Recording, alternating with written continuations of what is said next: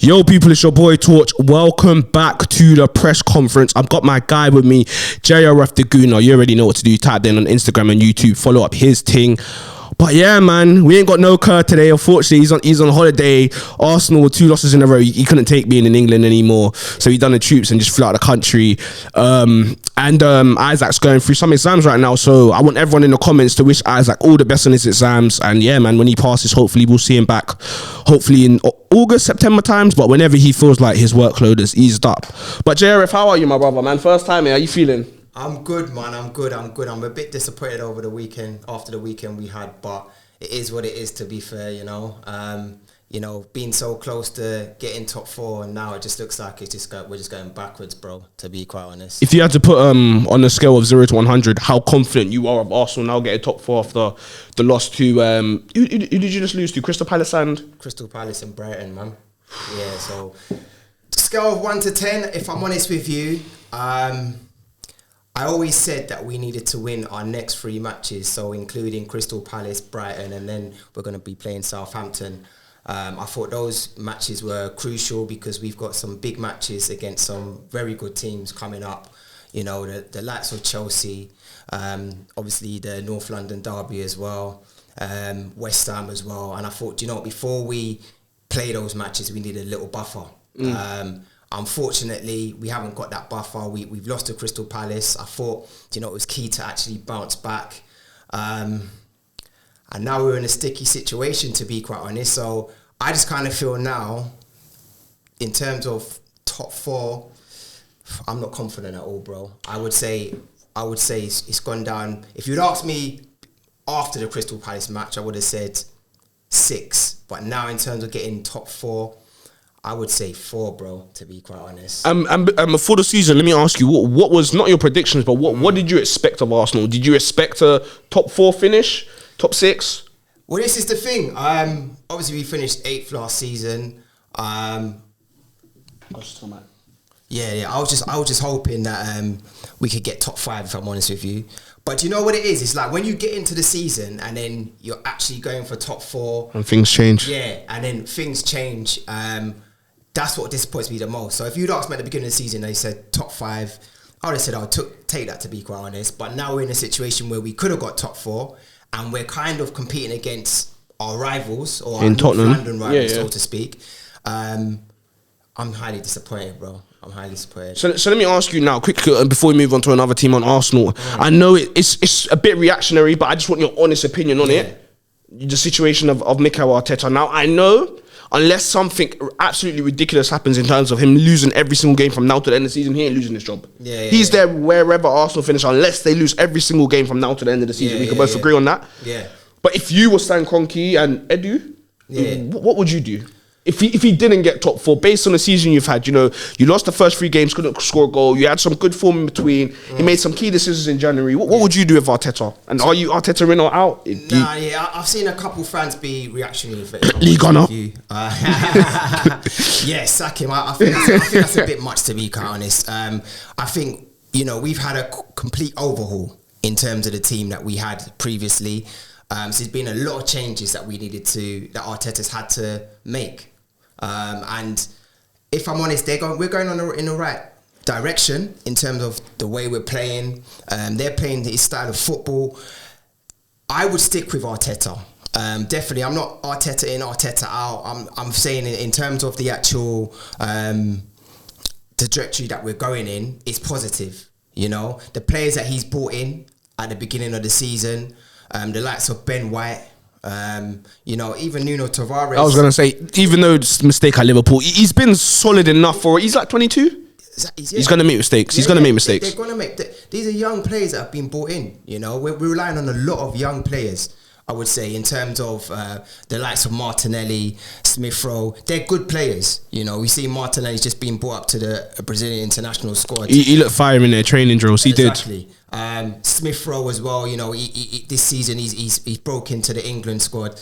But in terms, so we got to give these young players an opportunity to we always knew it was going to happen in this season as well. That, with young players, when you're playing with them, there's going to be moments where they don't play the way that you want them to play. They don't get the results that you want to get. And therefore we had to have patience. What I am disappointed in terms of Arteta is the fact that, you know, we had the opportunity in January to get the players that we really needed. We knew that we needed the likes of a midfielder. We were linked with the likes of Bruno Guimaraes at the beginning of the season baller. Before. Had him on ultimate team my whole life. Baller. Big baller. And January happened, and we let Newcastle just take him. You know, we had and he's playing well for them now. I always said his game against Chelsea. That was not a debut to remember, but it showed you what kind of player he was. He looked solid in that game, man. He's a good player. We had the opportunity to get the likes. Was it Arthur from Arthur? Yeah, from Juventus. And after the Brazilian Don. Sorry. Yeah. And we didn't take the opportunity because Juventus wanted to loan him out for 18 months, and we wanted it for shorter. So you know what? Just take the opportunity, to be quite honest. Yeah, beggars can't be choosers. Exactly, because now we're seeing, we know that the likes of Partey, he's, for whatever reason, he's always injured for us. Kieran Tierney as well. We knew we wanted a striker as well. That's another thing in January that we kind of let ourselves down with, to be quite honest. We spent all our January trying to get Vlahovic. We didn't get him, but where's the plan B? And sometimes when I think about Arteta, there's a lack of plan B. And I think as well he's been detrimental to the career of Nuno Tavares, because that Xhaka call was it wasn't disgusting or anything, but to me it was just I can see what he tried to do from from an outsider looking in. It was like I don't need any more mistakes. I just need a win today. The worst thing is Xhaka is not that guy that you can rely on to not make a mistake. And from what I saw, he wasn't deliberately at fault for any goal, but it was just Xhaka at left back. Any player in the Premier League on that side is going to target him because he's Granit Xhaka. Nothing more and nothing less. And if he gets on a yellow card, chances are he probably will get another one. He'll lose his head. I think he was at fault for the first goal, if I'm honest with you.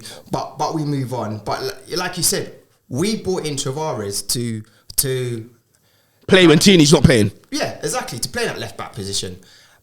And not have to go back and play Xhaka in that position. We knew it didn't work. So then now when the opportunity comes to play Tavares, yes, he had a poor match against Crystal Palace, but give him the opportunity to prove himself. Do you know what I'm saying? He came on Instagram, he was saying, you know, he's ready, like he wants to prove himself. Let the guy prove himself. I can't remember what pundit or commentator said it before the game. They said they would have played Saka left back instead of Xhaka. And bro, I remember when Saka first came into the team, it was Saka left back, Martinelli in front of him. Am I correct? Bro, that combination was fire. Yeah, but the thing is, for me, you put Saka at left back, and then you kind of lose something going forward. Not if you put. I'm thinking for Martinelli, no, they're combination, the two of them. I mean, you could have put Pepe on that right hand side instead of Saka, but I kind of feel that Saka, for me, I want him as an attacking threat. I would have stuck with Nuno Tavares, if I'm honest with you, in that left back position. But Arteta, he made that call, it didn't work, and I think as well for this young team mentally now, you know, it's going to be difficult for them to bounce back, to be quite honest, because you've got some big matches. You've got the likes of Tottenham, they're playing well at the moment, to be honest. Bruv. Yeah, you know what we need to talk about? Just on Tottenham, Dejan Kulusevski. I don't know how to say your first name, but Kulusevski, bruv. Bruv, do you know what it is for me? You see so many wingers in the modern game, and I look at, I think the perfect example is Leroy Sané, right? Yeah. A player that's without the ball, he can run. But with the ball, he can dribble with speed. That's Kulusevski for me. He can obviously he could do what Son does, run off the ball. Kane will feed him, but he can also dribble with speed, and he's dangerous, and he's in the right place at the right time. And for a 21-year-old attacker, he looks mature. Bad boy. He looks absolutely mature. He makes the right decision all the time. He's in the right, and I can see Son and Kane respect him as another high-level attacker the way they haven't done with Lucas Moura and Bergwijn. And I've asked you, obviously you're an Arsenal fan, so your opinion might be a bit screwed, but who do you think's been the better January signing in terms of their impact for their team? Kulusevski or Diaz? Oh, that's a tough one. That's a tough I've seen one, it being thrown around on Insta, so yeah. I personally, I think that they're both great signings. Firstly, you know, I would have liked to have either of those, to be fair. We were linked with Kulusevski at the beginning of the season, and even in January as well. I personally feel in the way that he's made Tottenham perform, I think Kulusevski is the better signing. Reason being, in terms of their fight, he makes everything work. You know, we've seen Kane drop deep, you know, and he's providing. He's like a number 10 for him. Yeah, he is. And Kulusevski got the goal as well. But like, I don't know. In terms of making those two, making Son and Kane tick, he just fits in like a puzzle. It's so mad. For Liverpool, Diaz has been a great player, but your squad is a lot stronger anyway. So you probably would have survived without him, but he's an added bonus. Yeah. So No, 100%. But yeah. I couldn't argue with that either. Even being a Liverpool fan, I absolutely love Diaz. Like I can't remember seeing a Liverpool attacker come into the team and just have skills or just dribbling ability, just that raw flair, like that. You can tell that's how he's played football his whole life. But the way Kulusevski's just scoring goals and just shot into that Tottenham team, for me, it's a no-brainer, man. He's especially at 21, like bro. Well, before he went to Juventus, he was like announced as a bad boy, but it hasn't really worked out for him. But you know, it looks like he's gonna get the long-term move to Tottenham now, and it's a good signing. For if they don't, you see, anyhow they don't manage to get that wrapped up, because I know Juventus they're not stupid. Like Juventus they're the old lady, but they're the old smart lady. Like if Kulusevski fits into their system and he's shown enough form at Tottenham and they want him, I don't know, so don't quote me, but I don't feel like there's an obligation to buy. I feel like it's an option. Correct me if I'm wrong. No, do you know what? And I don't know the intricacies of his actual loan deal, but what I understand, what I've been told by a couple of Tottenham people, correct me if I'm wrong, people in the comments will probably correct me. Make sure you lot get in the comments and like section, carry on.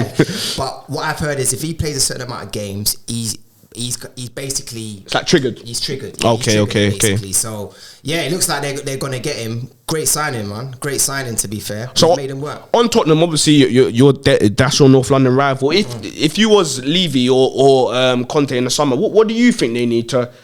I wouldn't say challenge next season, because I think that's a step too far, even with Conte, but secure another top four. Like, I'm talking like they've done it already, but secure a top four finish next season. If they keep that front three together, what do you think is the biggest problems in that Tottenham squad? I want to start off with the positives, to be fair. I feel that in terms of since Conte's come in, you know, they scored, I think they're in, barring Man City and Liverpool, they scored the most goals in the Premiership since Conte's come in. And I think Kane and Son have scored more than any other Liverpool player in that period as well. I'll be honest. So the firepower is sorted for me, you know. Going forward, they look deadly. They look dangerous. They got to hold on to Kane, I think it's too late for him. Do you think they will? Do you like this summer? How long's he got? 2 years, 1 year left this summer? Yeah, I'm not sure, to be fair. Let's just say it's one for argument's sake, because last year it wouldn't have been free for 150. So we'll say since last year. You think he stays there? Depends on it. You see, for me, do you think City go back in for him? I don't think so. The only reason firstly, I think City do need firepower, and they've done well without that firepower. They've done bloody well without that. They mashed us up. Apart from Jesus, they haven't really got like a known striker. Yeah, they don't. You know, they've done well. But I think because of Kane's age, I think it may, and you know, Levy's asking for 150 million for him. But he won't. No way he will again now. Because he's a bastard. Yeah, but then that's the one. He's a bastard, but he's a smart businessman. Of course. There's no way he lets him go for free next year. Is there? Because I look at it and I look at it in a Liverpool way. Would Liverpool really let Salah go next year for free if he doesn't sign a new? I don't know. Like I'm not FSG or Levy, but I'm wondering what makes more sense to them. Yeah. I personally feel he's got 2 years left, if I'm honest with you. I don't think it's the end of this season that it's like he goes into a free transfer. Okay. So I think they've got the opportunity to keep him. Okay. They probably will let it run down, if I'm honest with you. If they get Champions League, Kane's going to be happy with that, because one of the reasons that he kind of left it because they kind of moved out of Champions League positions. Yeah, for like 2 seasons or something. In terms of, to answer your first question, in terms of what Tottenham need, I think maybe shoring up the defence, because I've seen that they've been scoring goals, but at the same time they've been leaky goals as well. Yeah, so you know, and also as well the style of football in the Premiership's changed. They need a goalkeeper perhaps that can play out from the back. That's true as well. That's a solid shout. You know, because in my head, I'm thinking, yep, Eric Dyer, you need to go. Ben Davis at the back, you need to go. Right. They got a bit of dead wood. I think Conte's not going to do that, but I'm thinking if you can get another midfielder in there alongside Højbjerg and Bentancur, because I do like Højbjerg. I don't like him as actual technical ability, no, but one thing he does show me in that Spurs shirt, he fights. He fights, Højbjerg. He really does fight. Like he wants Tottenham to do well. I'll give him that, but just don't think he's got enough quality. So I think if you're gonna keep playing him and Bentancur, I think you need to upgrade on Højbjerg.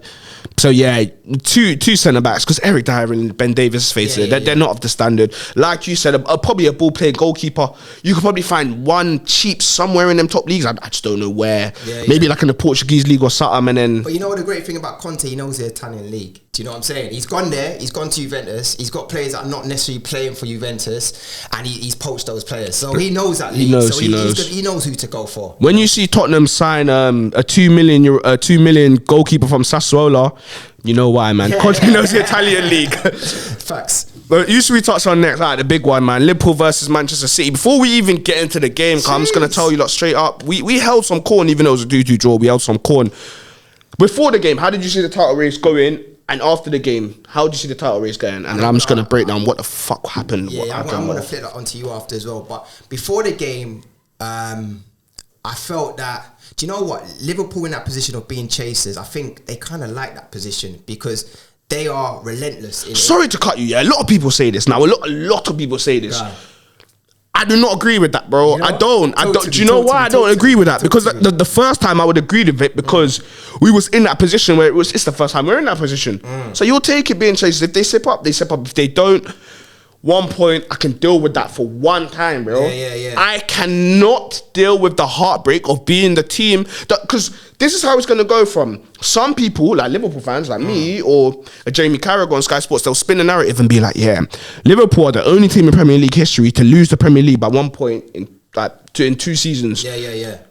Any other fan that's not a Liverpool fan, bruv, your team's so shit. How do you not win the Premier League by 1 point twice to Manchester City? One season with a striker, next season without. And sorry to rant, but no one talked about us winning the Champions League and Premier League without a striker. The last time I checked, Firmino he's never been a striker. He's never scored 1 in every 3, let alone 1 in every 2. Do you get what I'm saying? He's forward though, isn't it? But he's not a striker.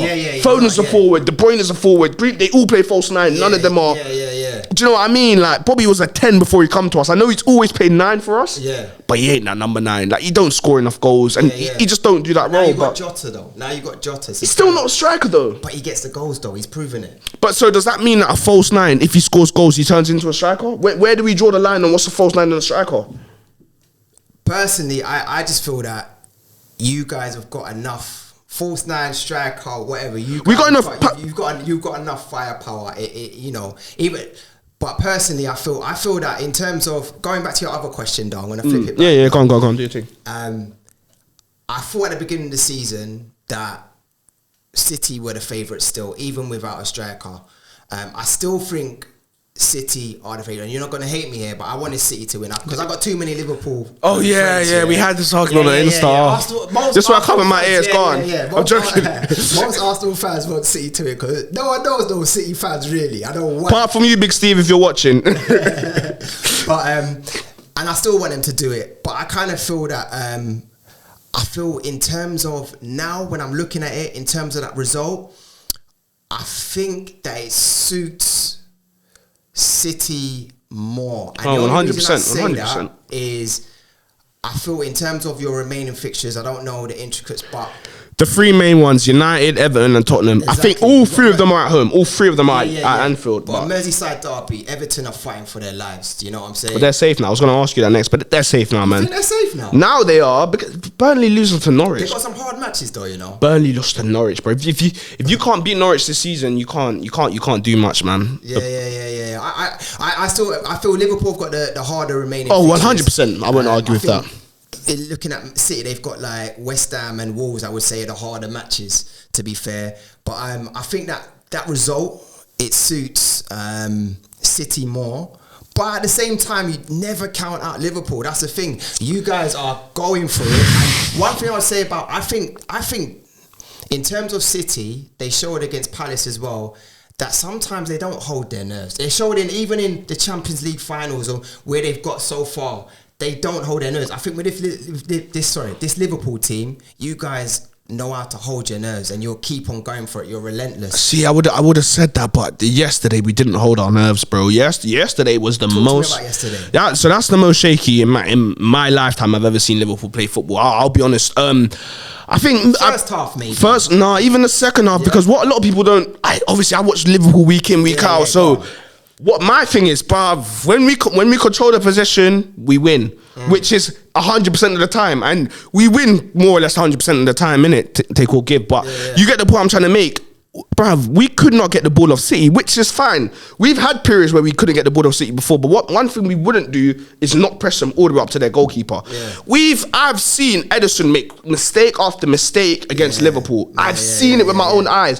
Why? Because Firmino is 65 minutes and he's sprinting up to him, bro, and Mane's going with him for the next, whether it's Carl Walker the ball could be played to, and Henderson's cutting out that passing lane, and Fabinho's standing on this person. Bro, I didn't see that in the first half. And then what I saw in the second half was exactly what every Liverpool fan and anyone that's watched Jurgen Klopp and his team play football, Jurgen Klopp got onto them and just said, yo, you lot go play your game. That's all he said. I know that's what he said. Just show them your skills. That first goal that we scored, that second goal that we scored within a minute 45, to me, that is a typical Liverpool goal. That is Liverpool angry, bro. The way it was worked, bro, I don't even, correct me if I'm wrong, but I don't think City touched the ball from when we kicked off to us scoring. And if they did, probably 1 or 2 touches and we won it straight back. After that, bro, once City got on the ball, we could not get the ball off them. Any other team in the Premier League, I would say to you, that's fine. But you see this Liverpool team, we press teams to the death. Facts. And you know what that was to me? It looked like Henderson was leading the press. Now, the last time I can remember a Liverpool midfielder leading the press was Alan Lallana, and Klopp used to call him a pressing monster.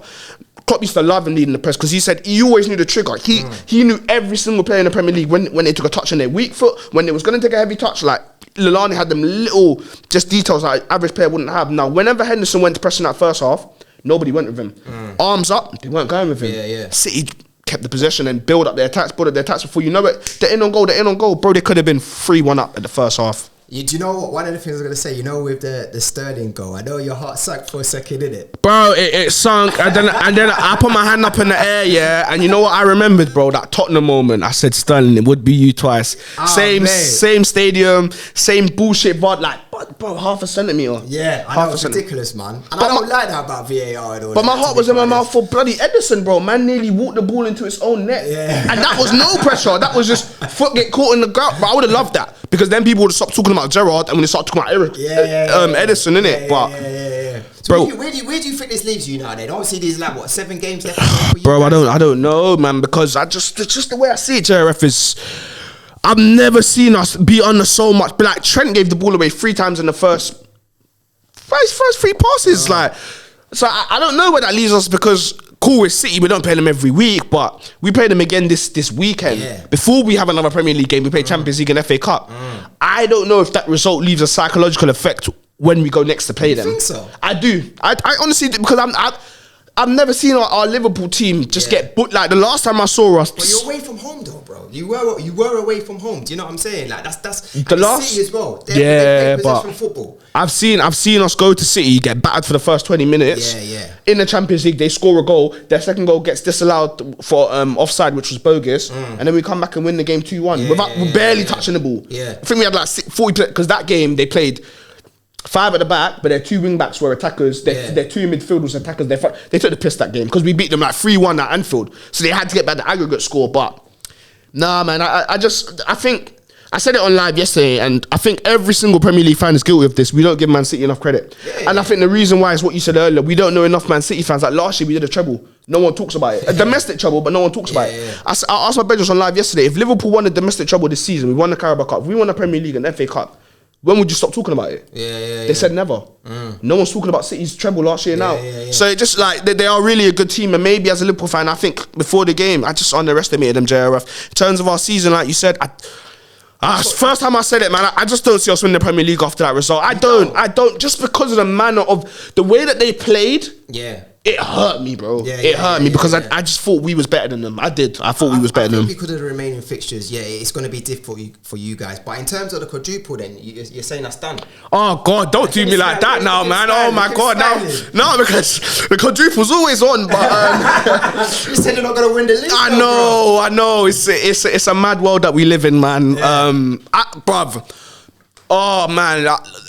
The quadruple's still on. I can't sit here and tell you it's not in it because I do believe we will win the quadruple. Yeah. So that means that I believe we'll win the Premier League. I don't know how. So man's changed his mind already. I changed my mind, bro. I changed my mind already, man. Fuck it, car. Man. It's Newcastle. If there's one team that will stop City, it's my team. Shelby, Newcastle. Saint Maximan. Yeah, you got mad. Chris Wood, are you, bruv? What target, man? Who else? Bully Johnstones. Who else is in that? Good Tamares. Come on, man. Even your guy, Willock. Nah, bro. Nah. Is that who plays for them, Willock? Yeah. But I don't believe that Newcastle are the team to stop them. Alright, Southampton. You think Southampton could do something against? Do you know what? If I'm honest with you, I'm gonna agree with what you first said. I personally feel that City have got the league.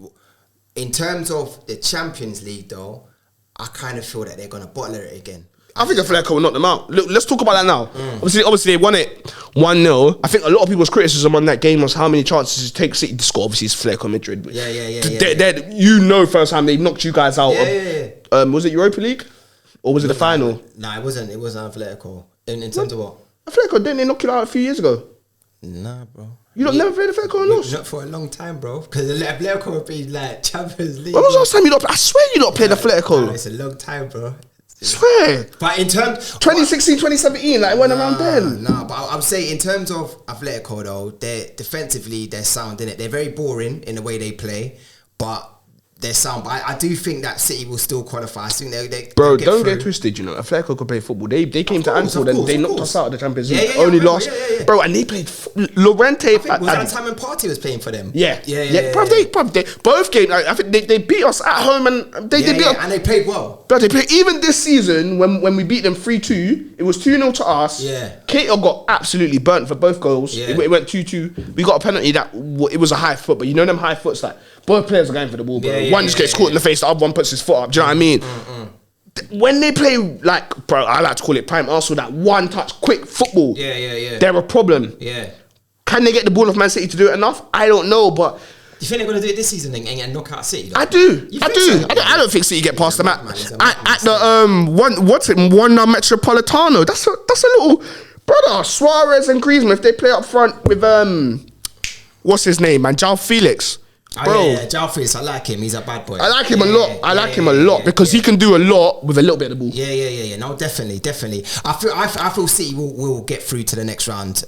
Why do Arsenal fans love City so much? Let us know in the comments. Do you know what it is? It's because, like I said, I know one City fan in it, so I can appreciate their football. They play good football. I feel Arteta's kind of adopted Guardiola. Oh my God, here he goes. Arteta's oh my God. Also, you know what as well? I'll be honest with you, let me just get it out there. These Liverpool supporters, in the last few years, you got very cocky, you got very confident, and I'm jealous. I ain't gonna lie. I don't like. How do you think I felt throughout school, bro? Yeah. I hear you. Bro, we won FA Cup. We finished in top 4 last season. What did you do? Yeah. It's all turned around now. Do you know what I mean? You are the team to beat. So, but we need more trophies to show for it, and I think that's my problem. It's like, bro, Klopp's leaving soon. We're running out of time. He's leaving soon. Yeah, bro, like 2 more years, bro. Yeah. You think he's just gonna? You think that's it? Bro, he said it bare times. He said, "I want a break from football." One thing I'll give Klopp, he's honest, but he's rude at the same time. Like, I remember him saying, "You think I'll be like Roy Hodgson and these guys 70 managing football?" No. And he was like, "I love other things in football." He always says there's more important things in life than football. He reiterates that a lot. So it's like, I know he wants a sabbatical. He said he could come back to Liverpool or football afterwards. I don't think he will. He might come back to football. I just can't see him come back to Liverpool unless we're in a shit situation where whoever we've got in hasn't worked. And I'm just a bit hurt because I thought, man, this is the season. I can't lie. From January, I said we need to win every single game in every single competition from now to the end to do the quadruple. But you really and truly, you don't really think you're going to get quadruple. But what do you think you're going to win this season? Well, we've won one. There's only 3 more to win. Yeah. But Anna, I saw your face. Like you said, you're probably not going to win the league. But I saw your face. He's fucked, you know. Do you know what? I'll be real. I think we got probably more chance winning the Premier League than the FA Cup. And the reason why I say that is, from what I saw in the weekend, and we're going to another team next. From what I saw in the weekend, I can't see this Liverpool team beating Manchester City on Saturday. That's just my opinion. Wow. Do you know why? Do you know what it comes down to? And this is what it is for me. Yeah. On the half turn, they've got midfielders. We don't. Bernardo Silva and Kevin De Bruyne can keep the ball by not just passing it around, by dribbling. Yeah. Henderson doesn't have that in this game. Thiago does, but he doesn't have it to go past players. He's got it where if you're coming to, he could dribble back towards his own goal. He could dribble to the side. But Bernardo Silva, he could dribble through you. He didn't go on no barnstorming runs, but he did it enough where I saw 3 or 4 Liverpool players try to get the ball off him. They couldn't. They just couldn't. His close control was too crazy. I saw the same thing with De Bruyne, and it's just when it comes to them. Can you just retain the ball for another 20 seconds, for another 2 minutes to give your defenders and your attackers a rest? See, you got 2 players in their midfield that can do that. We have 1. And that's what I think it comes down to. And I think on the weekend, there's going to be times in the game where Liverpool want to get hold of the ball to just reset, and we're not going to be able to do that. And I think City are going to be able to go on the attack again and again and again. We will still get our counter-attacks because we're too good of a team to not, but I just feel like their domination, eventually they'll pierce through us. But in the Prem, where we're not facing them, I'm more likely seeing them draw in there, and then I can see us beating every team. You see, I kind of feel that. I feel that Premiership, like I've mentioned before, I think that's City's. I think. Do you know what? Champions League is where you'll get opportunity, because I kind of feel that personally, City are bottlers there, and they just lose it for some reason. I don't know why. I don't know if it's nerves. You know, even against Chelsea, like they bottled it in a way. You know, so I kind of feel that. You guys have got more opportunity in the Champions League. Maybe the FA Cup, to be fair, but not Premiership. I won't give you that one. Oh my I don't want to give you that one. Maybe they don't like Liverpool winning Premier League. So, all right, let's go on to United, man. They've been. I put a smile on my face, to be fair, when you talk about it. Because they're even worse than you lot, like. Yeah. You think things can't get any worse, but then you watch Man United and then you realise that right.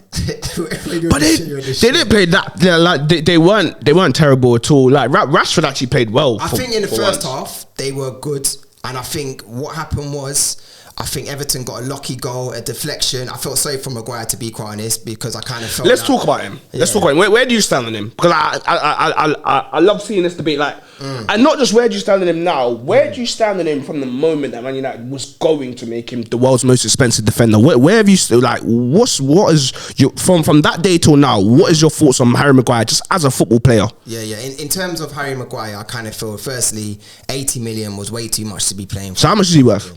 For you, how much is he worth now? It's a different thing. But at that time, I would say if you had paid 50 million for him, I would have said, okay, fair enough. You know, England international. He's. I think personally, we see the best of Harry Maguire when he plays for England, to be quite honest, and that's why I know he's still a good player, because. But then, sorry to cut you. Do you think Xhaka's a good player? Xhaka. Yeah, Granit Xhaka. Do you like, yes or no? Straight. Do you think Granit Xhaka's a good player? He's not a great player. He's a good squad player. Like in an ideal world, if I had Xhaka coming off from the bench to kind of maybe for the last 15 minutes, then I'll be saying, yeah, that's the player to have, so to speak. As a starter, I believe if we're going to step on, we need better than that. The reason why I ask you that is because a lot of Arsenal fans have told me in the past, and I've heard them say on the AFTV, that Xhaka's better in internationals than he is for club. And I think it's the same with Maguire. And is it that argument that it's internationals are slower, and both of them players naturally don't have the pace of other players in their respective positions? Is that what it comes down to, or you think it's a bit deeper than that? Do you know what? I kind of think it's psychological for Maguire right now. So you do think he's got enough technical ability, enough about him to, if he gets over this mental block, to be a good player? I think, and I don't think the fans. Now imagine being a human being. Well, he's a human being. imagine being a human being. And, you know, your next door neighbour's onto you. You know, I don't know, the man in the shop, he's onto you. Your fans are onto you. Like, he's just being great. He can't catch a break, to be quite honest. That's the problem that he's got, to be quite honest. And he's just it's unlucky. The deflection, like he started to do stupid things. Like I don't know if you saw the clip where he took off his shirt and threw it to the crowd. Nah, there was a clip where, I don't know why he did that, by the way. You're going through the worst time. You're probably the worst player that Man United have had for a while. Yeah, why would you take off your shirt and throw it in the crowd? Yeah, he's got bare claggers, but I think what was the there was a clip.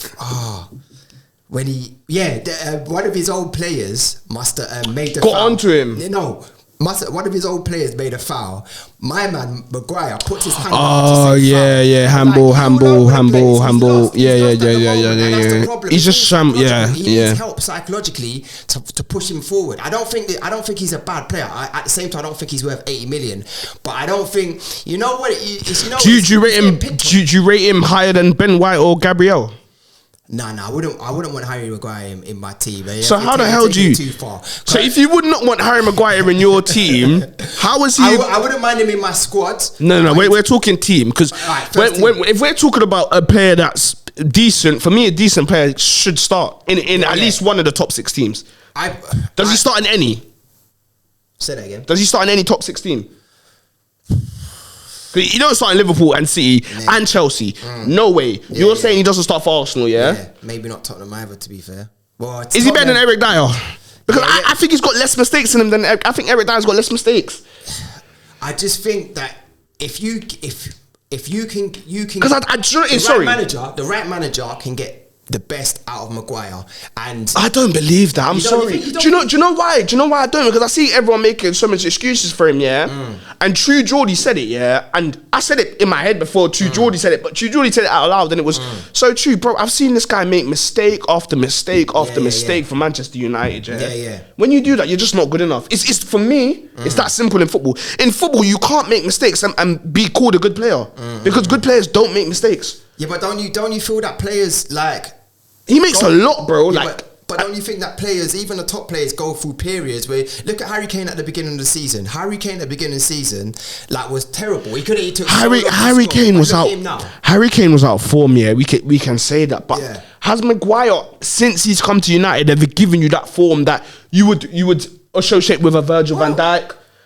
Wait, hear me out. Has he given you that form that you talk about? In a Man United shirt, never. No, but that's hard to say because I would say, all right, City won the league. Was it last season where Man United finished second? They were way behind. But did City. we talk about Maguire? That's the point. Yeah, but we weren't. I don't think we're talking about saying he's an absolute calamity, and you can't finish second in the league and be that bad of a defender, so to speak. Do you know what I'm saying? Like their defense wasn't that bad, and I kind of felt when they got Varane as well, I thought it's going to shore it up a bit. It's not just Maguire with Man United. That's the thing. Everyone's it's not just Maguire, but I do think that a lot of people tried to escape from the fact that I think he's a massive problem in their team. I do. I think he's a problem. I think Scott McTominay is a problem. I think Fred's a problem. I also think that right back sorts a problem. But I think if you had to ask me which one of those is probably the one player that if I was a Man United fan I had to replace, it's Maguire, because to be a top team, you could probably get away with Fred and McTominay if all they do is win the ball back and give it to their better players. If that's all they do. Nah, I think you gotta get better than, like, Fred's been playing decent recently. No, you gotta get better than him, but I think you gotta get way better than Maguire first. Also as well, I would look at the whole. If I'm honest, I would look at the whole, because you look at players like Pogba as well. A lot of people have said that Pogba is a world class player, to be quite honest. But for Man United, for a number of seasons now, personally, I don't think he's been doing it. He's never done it. Even if you look at Varane as well, he's been half decent, but he hasn't been that world class Cavalier player that they were talking about. Everyone was happy to sign. Even Ronaldo has looked. That's the one I can't let you get away with. No. But Ronaldo, he's been decent, but in terms of Ronaldo, he hasn't been that great. I looked at him on the Everton match. I felt so sorry for him. I thought he was poor, to be quite honest. He was, but I saw. Do you know what it is? And I made this argument a few times that he's still got a dribbling ability. We don't see it yet. I saw him get on the ball, do some step overs. I don't know who he went into. They tackled him, and he just went like that. And I was like, Ronaldo, I'm not even a United fan, but I felt that for you. Like him going, it was almost. I just don't have it anymore. I just ain't got it. The step overs look fast, but my man just took the ball. So I was like, to a pro, it must just be normal step overs. It's not, because when he did it back in 08, when he was probably, you couldn't. Ronaldo did a step over. You thought he'd gone that way. You're still looking at the floor when he's by the box. Facts. He's at the end of his career. But what I'm trying to say is, like, in terms of that Man United team, there's a lot of players that are underperforming. It's not just Harry Maguire. And he's the main one though. Sorry, I have to make that clear. For me, he's the main one. I think he's been pinpointed, but you got the likes of Rashford as well, who's looked poor. He's looked but rubbish. He doesn't start as many games as Maguire. That's what makes it worse for Man United fans. It's every single week. Do you know? I had it with Lovren. So I can't remember what year it was. We signed Lovren for 25 million from Southampton, right? Bro, this guy was an absolute shambles, bro. He was an absolute shambles. Like I remember losing individual games just because players were isolating him, taking him on one and absolutely destroying him. Now, he was a guy we looked for. I ain't gonna lie. I remember Klopp has taught me since being in the Premier League that no defender should ever be one-on-one in an ideal situation, because 9 times out of 10 the attacker wins, because the attacker can go any way they want. But I still, from seeing Virgil van Dijk and seeing other defenders in one-on-ones, the way that Lovren used to get beat up in one-on-one, even Skirtle, looking at it back then, it weren't that bad. But now I'm looking back on it and looking at the standard I'm used to now.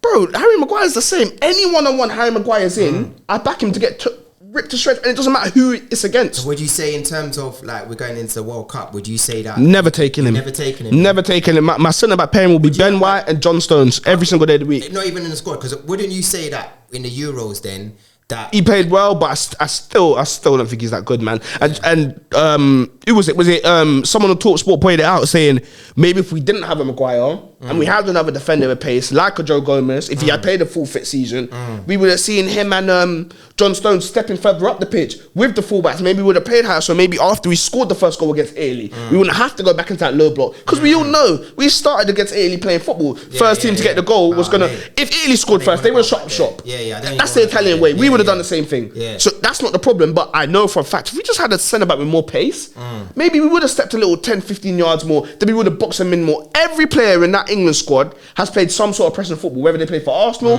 City, Liverpool, even Chelsea. Maybe not United. They can press as a cohesive unit, but not with Maguire in that team. Let me ask you a question then. In terms of, obviously, it looks like they're going to get Ten Hag. Do you think he can make the changes that Man United need, or do you think that the problems that Man United have are perhaps higher up, or there's more issues? See, a lot of people talk about Man United's Glazers taking money out of the club. The way I see it is, if I was a Man United fan, personally, I wouldn't have a problem with it, because we're still spending money on the biggest and best players. Like Bruno's probably about 2-3 years left on his contract. He just got a new one. So I don't think their ownership's that bad. They made some questionable decisions, but their heart's in the right place. And I always think if your heart's in the right place, eventually you will get it right. It's just all about perseverance, isn't it? Whereas I look at Arsenal and I say, bro, I don't think your owner's hearts are in the right place. Because if they were, they would have gone all out in January to get a midfielder and a striker. In my opinion, that's just the way I see it. Even with, bro, I said the same thing about Liverpool last year. I feel like if our owners were if that's Man United going for, like, if that's the Glazers going for a Premier League title, or they won it the year before and then they lost all their centre backs to mad injuries, I don't think they're bringing Kabak on loan and Ben Davies for $2 million from the Championship. Do you get what I'm trying to say? And it's not just about money. I feel like United, I do feel like the owners want them to be successful. So I feel like with Ten Hag, if he is of the level that we all expect him to be, and his football's as great as we all hear it is, because let's face it, Ajax have done bits in the Champions League. Fair enough, they got knocked out by Benfica this year, but to even get through their group is a lot for a team that's not in the top 5 leagues in Europe.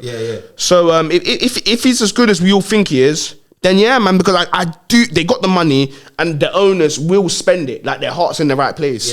It's just if Ten Hag can come in and have that Sir Alisson effect of, I ran this whole club.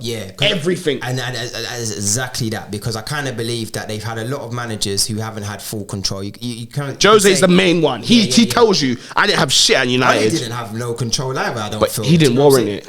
He didn't warrant it. You see Van Gaal and Mourinho, they warranted it. The man finished second.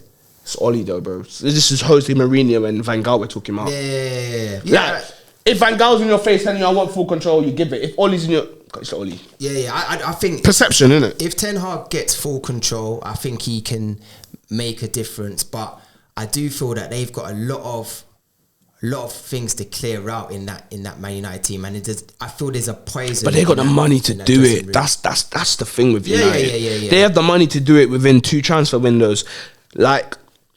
It's crazy, because let's say, for example, let's say a mad thing happens and Ronaldo wants to leave this summer. No one wants to pay the transfer fee for him. A similar thing with Juventus last year. Like Man United didn't even want to pay the 25, and United say, you know what? Because Ten Hag doesn't mind you leaving, we don't mind you. You want to leave, and it will just be better for the squad harmony. We'll rip up your contract. You go.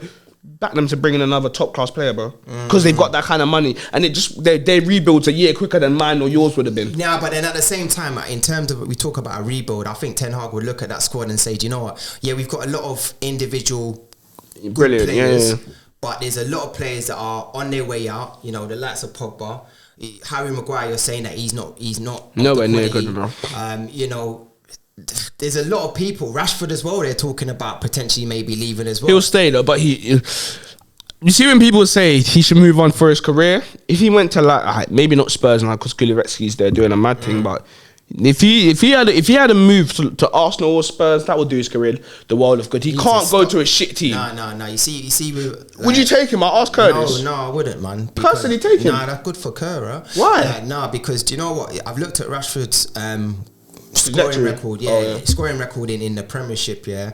And to be quite honest, the guy doesn't score enough goals for me, if I'm honest with you. But also as well, I don't think he's got the football. We've seen that, like, you need to have, for the way Arteta wants to play, you kind of need to have a football brain. And there's no disrespect to Rashford to kind of play. If you don't play to the way Arteta wants you to play, he's getting rid of you, or he's not playing you, or he loses faith in you. So you don't think Rashford could be what Sterling was for Pep for Arteta? No, I think Rashford would be a Danny Welbeck, if I'm honest with you. Wow, that is a fucking bold shout. I don't think. Wow. Because Danny Welbeck. This one's going on Insta. This one's going. Will Marcus Rashford be the next Danny Welbeck? Carry on, bro. Yeah, I kind of believe that he's no more than. I've always said it. The boy is no more than a Danny Welbeck. I respect what he's doing outside of football, love it. But in terms of his footballing ability, I don't think he's really got it to take Arsenal to that next level as well. You know, you can't be going for Vlahovic and then go for I know we need 2 strikers for Marcus Rashford. You know, personally, so.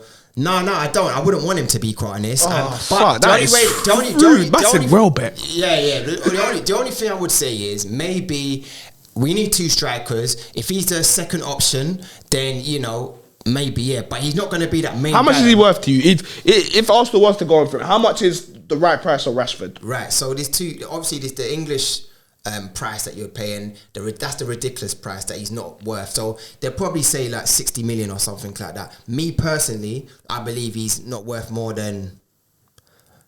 People are going to laugh, but 30 million, 35, 40 million maximum. And that's probably because of his age, because, you know. How old is he? He's at 24? Yeah, he's at 24, 25. But also as well, like in terms of, I just don't rate him. I don't rate him. I don't think he's going to take us to that next level. And also as well, Man United fans are looking for people like Rashford to step up, you know, right now, because they need players to step up right now. Yeah. He's not stepping up. Now, one thing I say about the Arsenal team is we don't really have the strong individuals. We need strong individuals that are going to come in and say, do you know what, things are not going well, but we need to take it to the next level. Let's step up. When times are bad, he's not that guy to bring in to do that.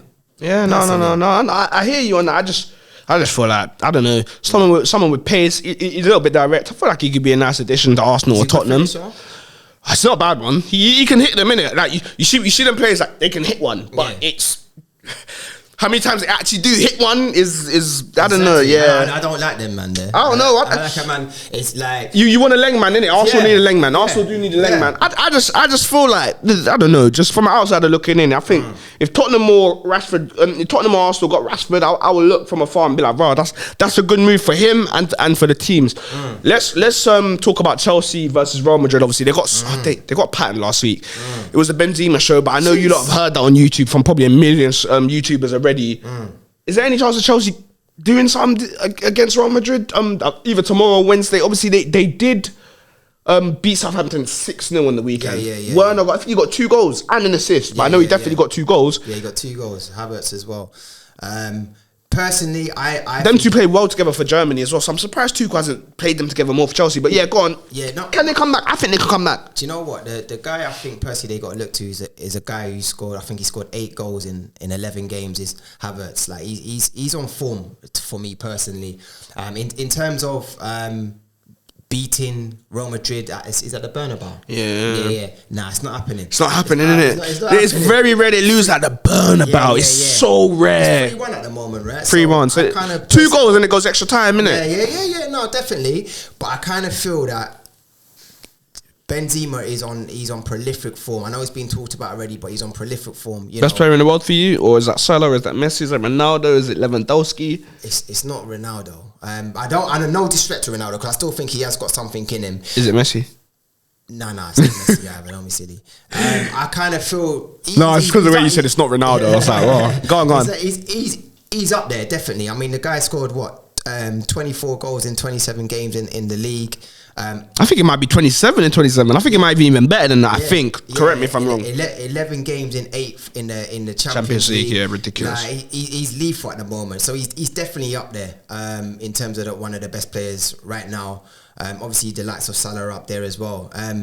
But yeah, I think him and Modric as well. I think they've just got too much experience at this stage to let it go. Yeah, to let it go, and especially that deficit. I think it'll be difficult for Chelsea. I think they flopped it in the first leg. If I'm honest with you, they were so lackadaisical. But I just sometimes, it's the same thing with the City thing. I just don't think that we just give Real Madrid enough credit, because I've seen Real Madrid pattern Liverpool on the clock 3 times, bro.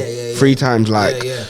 I can make excuses every time. First time, the Ramos, Salah injury, Karius 2 mistakes. These are all valid points, but they still won. And then we look at last year when they patterned us at the Bernabeu in the first game. Oh my God, don't get me wrong. Ozan Kabak was ball watching like, I don't even know what analogy goes with that, or simile, whatever you want to call it, but he was ball watching on a madness, Nat Phillips ran back towards his own goal, but Vinicius burnt him and he slotted in the bottom corner. He's a bad boy as well. I don't think he's that good, but he's alright. He's alright. In that first leg as well, he looked dangerous. But I just think it's. Do you know what it is? It's like it's your classic old school big man, little man, innit? Except for they don't actually play with 2 strikers. It's out front 3. But Valverde on that side, he's way more defensive. Where it's Vinicius, you can start there with Benzema if you want. Come back when you can.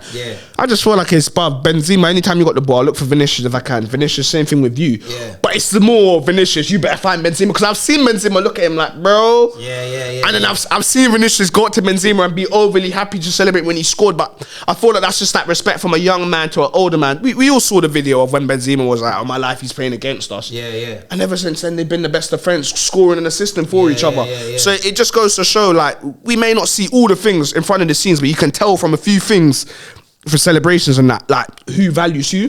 I always think the same thing with like Mane at Liverpool. It may sound stupid, but a lot of times he scores, I don't see a lot of players celebrate with him.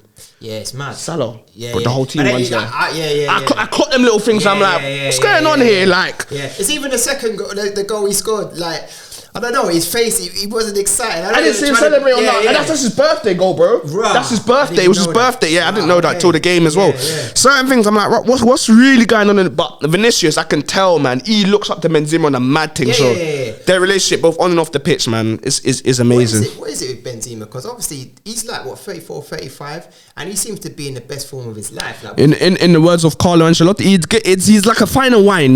He gets better with the age. It's the worst Italian accent you ever hear. But it's the fine wine thing. But do you know what? Let's put some respect to Carlo Ancelotti, mainly because I think before that Champions League game, sometime in the week, YouTube was on shuffle at my house, and I was watching an interview with him and Rio Ferdinand. He was discussing how obviously the Istanbul result, how obviously there was 3-0 up, ended up losing on penalties. Then the next, obviously they beat us 1-0. You talk about all these Champions League results and how we learned from them coming back. And then I looked at that Real Madrid team, and what was the tactic that they done that just shocked me, bruv? That's the commentators point out. You know the ones that the commentators point out, and then you see it. There was like every single time they got on the ball in midfield, they split, and Chelsea just couldn't press them. And I said, bruv, he probably faced that old school against another manager from back in the day. Whenever it seems out the press, they just split the midfielders, and he said, "Yo, when Kante comes to you, when Kovacic, whoever, and that, just split." But that's what makes. And I love it. I love it because Carlo, he don't get the praise as Klopp and Pep, but he's up there, bro. He's up there. Yeah, with Carlo Ancelotti, like, he's old school, and what's so great about him is like you seen that the likes of Jose Mourinho, you would say now. He had his great times. He's kind of phased out. But a man like that, he's continued on that trajectory of staying up. Maybe the Everton situation wasn't the greatest, but they still saw something in there to say come to Real, and he hasn't let them down. Like the way that, like, bro, they run the league, or no one talks about it because it was just fair enough. It was a shit Barca, but. They done it. And then now in the Champions League, bro, that 3-1, I didn't know Chelsea were shit. They're not shit, but I didn't know Chelsea had that in them until Real Madrid did that. They made they made them look mad, bro. Like Kante couldn't get on the ball. Bro, Havertz was the only one doing anything. Reece James looked like he didn't have ideas. Mason Mount was trying, but like, and I think Loftus-Cheek coming on just showed me, wow, like there's levels to this. Like he really could. When he's warming up on the touchline, I was like, yeah, you got something in you. Maybe not a goal or assist, but you got impact in you. Yeah, non-existent, bro. And when he was on the ball, he lost it, and it was just like, wow, this is a team that they played him on the weekend against Southampton. Would you play him in against Real Madrid? I'll never play him, bro. I said to my brethren who's a Chelsea fan, Ruben Loftus-Cheek is going to be one of them players that we all hyped up for no reason. Wow. I never ever saw anything that made him good. He's not going World Cup. No way. What kind of question's that, bro? No? If Smith Rowe might not go World Cup, how the hell was Loftus-Cheek?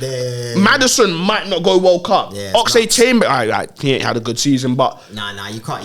Do you know what I mean? But there's players that might not go. Calvin Phillips might not go World Cup. Yeah, but that's his own fault, to be fair. Like he hasn't been doing it, to be quite honest. And I hope Arsenal don't sign him either, if I'm honest with you. He's a baller though.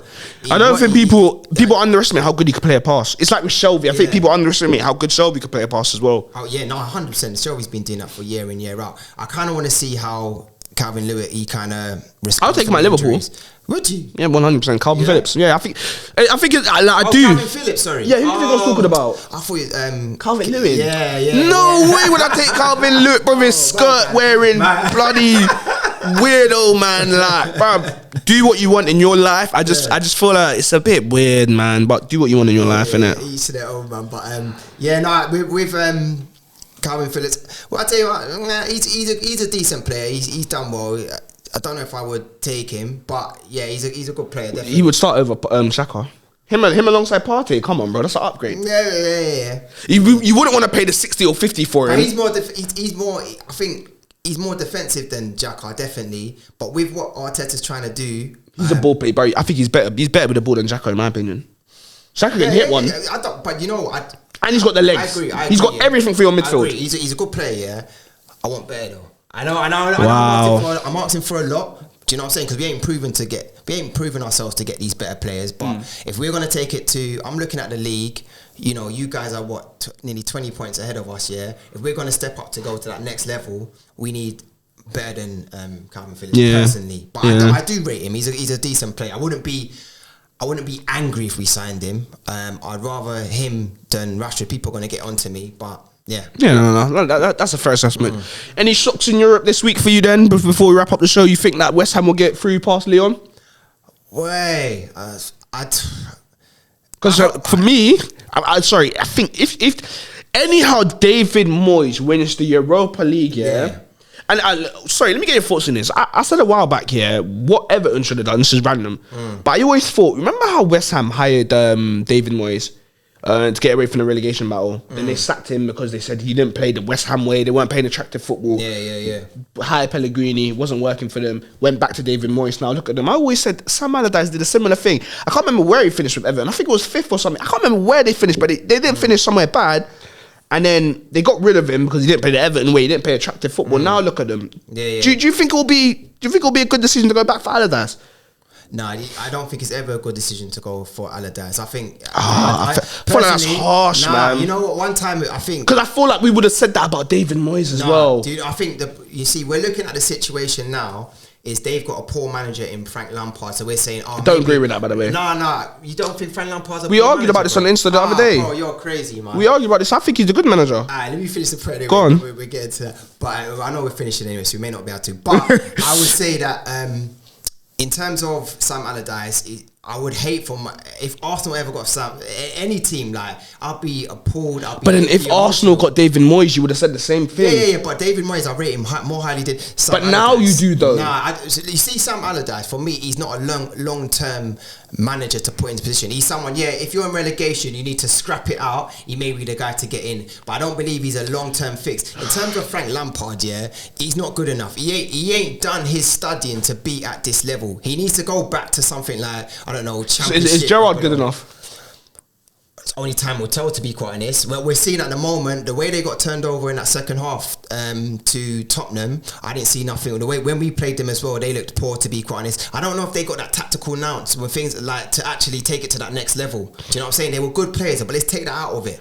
That's my thing. They got good players. So I do feel like Gerrard should be doing better with this Villa team. I said it, man. I do feel like they should be doing a lot better with this Villa team. But in terms of Lampard, man, I just feel like people don't put enough respect on him for what he did with Chelsea. Not just getting. What did he do with Chelsea, bro? Getting As a player, I'll take that out. No, I'm going to tell you.